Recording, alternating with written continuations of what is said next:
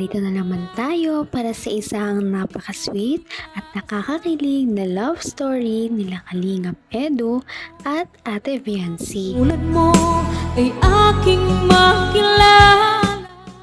Sa pagpapatuloy ng ating love story ay makikita natin na nagbalik na ang Kalingap team para bisitahin si Viancy. Talaga namang napakarami nilang nagtulong-tulong para lamang mailabas ang sangkatutak na regalo para kay Viancy at sa Kalingap.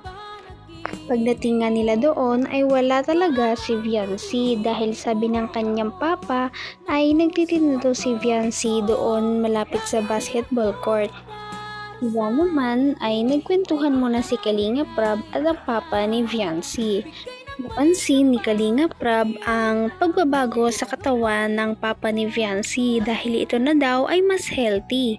Kaya naman nagpasalamat ang papa ni Viancy dahil kung wala daw ang Kalingap team ay hindi siya makaka-recover galing sa kanyang sakit.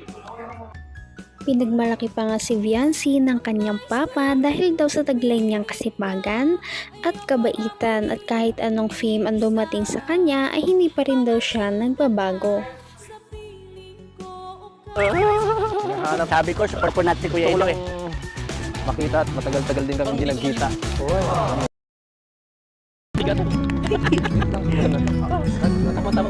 Saglit lang po, magulo. Pabili po. Magkano dun sa tendera? Init. Malamig po kayo. Pwedeng mag-utang. Palamig. Pwede ba dito ang utang? Libre lang po. Ay, libre. Grabe. Grabe, joke lang. Nakakahiya naman. Magkano dito?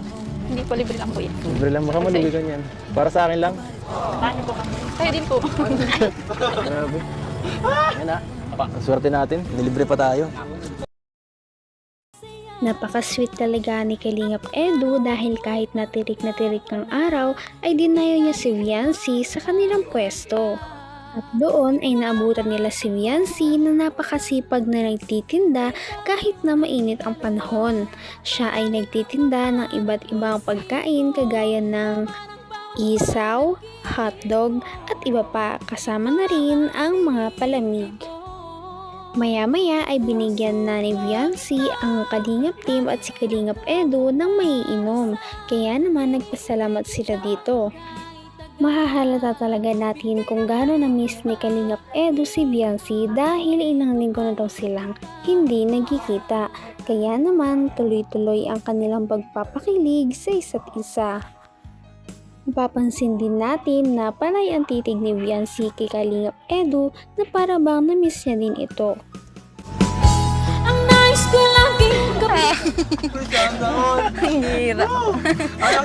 Kayo na po. Bakit mo ko hinahampas? Ang sakit.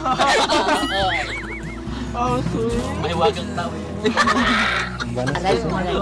Hindi ka dito niinitan? Yun naman po. Sige po. Inaabala niya ako. Asar mo nang tutuloy yun. Maganda ka. Namumula po kayo. Hotdog.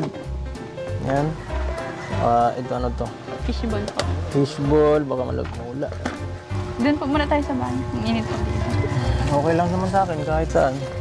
Pagkatapos nga nito ay dumayo na sila pabalik sa bahay nila Viancy para naman mabuksan na nila ang iba't ibang regalo sa kanya ng mga sponsors. Napakamaasikaso talaga ni Viancy dahil kahit na pagod siya sa pagtitinda kanina ay inisikaso niya pa rin si Kalingap Edu pagkapasok ng kanilang bahay. ang dalawa. Palagi kang lamang. Maganti ka. Dinalaan kita sa bahay. Namiss mo ako. Sa tagal natin din nagkita. Namiss mo naman ako. Miss ko po kayong lahat.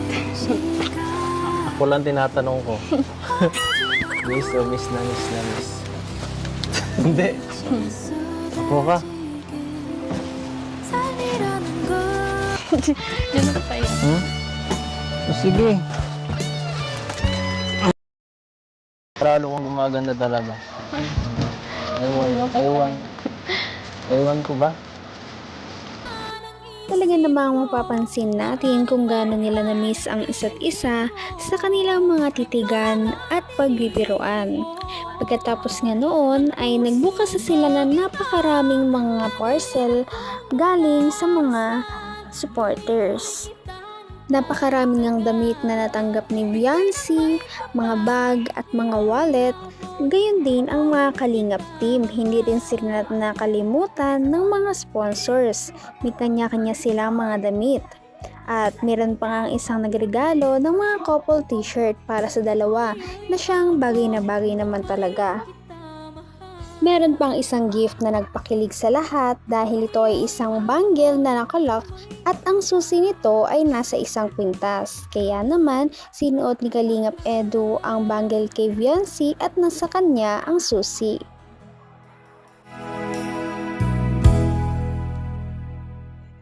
Si Ate Ah, Bianca, lupit. dapat. Grabe.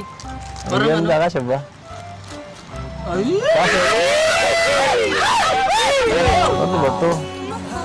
Sana all, no? Hanggat nabubuhay Sana ako. kayong dalawa, makalapti na din kayo. Ha? Ilan taon na kayong ganyan? Congratulations. Pagkatapos nito ay nag-request naman ang Kalingap team na kumanta naman daw si Viancy dahil miss na ng viewers ang kanyang napakagandang boses.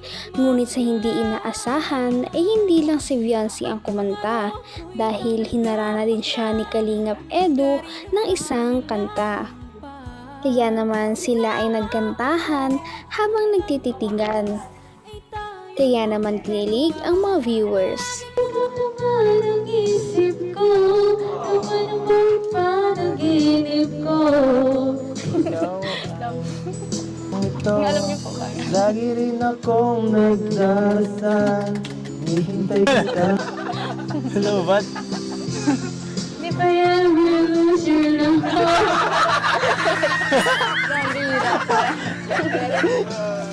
Everybody Ito ko umiibig sa'yo.